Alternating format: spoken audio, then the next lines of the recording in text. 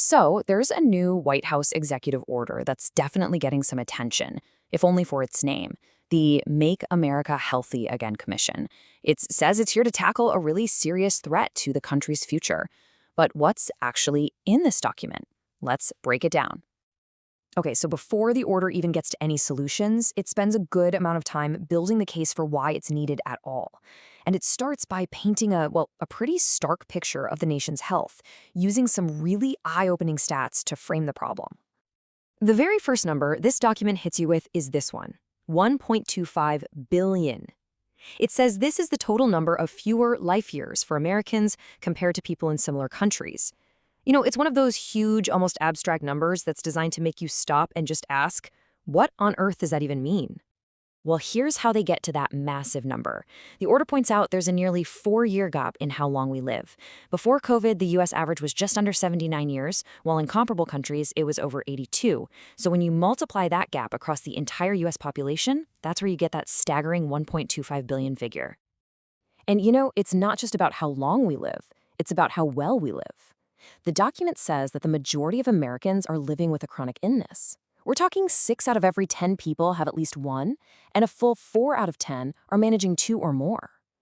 It really paints a picture of a country just struggling with long-term health issues on a massive scale. And of course, a health crisis like this comes with an enormous price tag. According to the order, a mind-boggling 90% of our $4.5 trillion annual healthcare bill goes toward treating chronic and mental health conditions. I mean, that is just a huge slice of the pie. The document then really zooms in on what it calls an urgent concern, the health of America's kids. It highlights a few stats, but this one really stands out. Back in the 1980s, autism spectrum disorder was found in as few as 1 in 10,000 children. The order says that today, that number is 1 in 36. Just let that sink in for a second. So after laying out all of this pretty alarming data, the document shifts gears. It goes from defining the problem to proposing a solution. So what exactly is the White House planning to do about all this? The official response came on February 13th, 2025.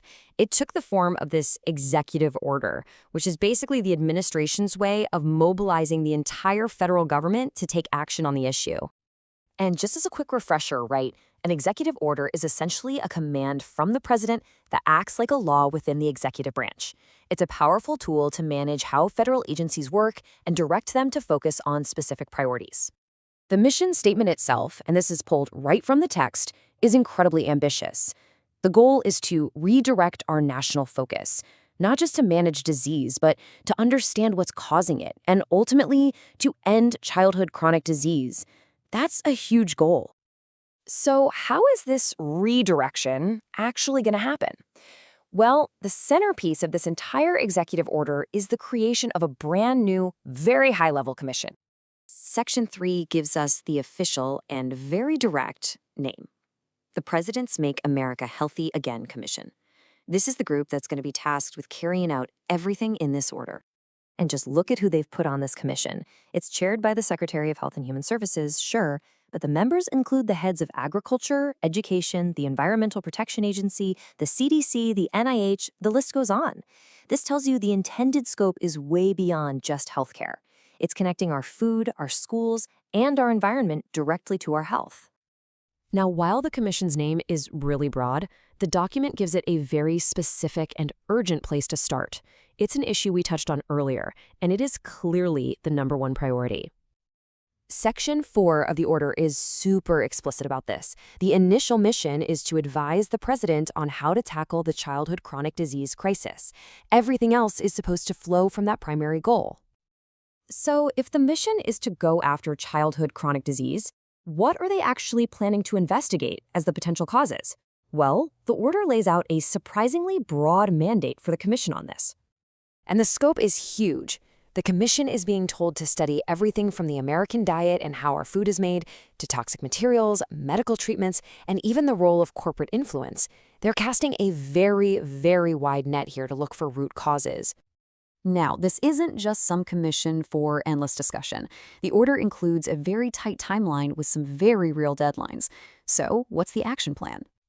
The whole plan is laid out in 2 phases. First up, a big assessment has to be delivered to the president within 100 days. That's followed by a full strategy based on what they find, which is due within 180 days of the order. And if you look closer at that first 100-day assessment, you find some really fascinating details. The commission is told to look at threats from overmedication, evaluate current federal programs, and, get this, to restore the integrity of science, which the document says explicitly includes eliminating undue influence from industry. So the endgame here is a concrete plan. Within 6 months, this commission has to deliver a complete strategy to restructure the government's approach, all with that stated goal of ending childhood chronic disease. And this all leads to the big question the document just kind of leaves hanging in the air. It repeatedly calls for this massive shift away from just managing sickness and toward preventing it by tackling the root causes. So if this is actually put into practice, how could it fundamentally change America's entire approach to health, all the way from our farms to our pharmacies? Given the costs we saw earlier, that really is the multi-trillion-dollar question.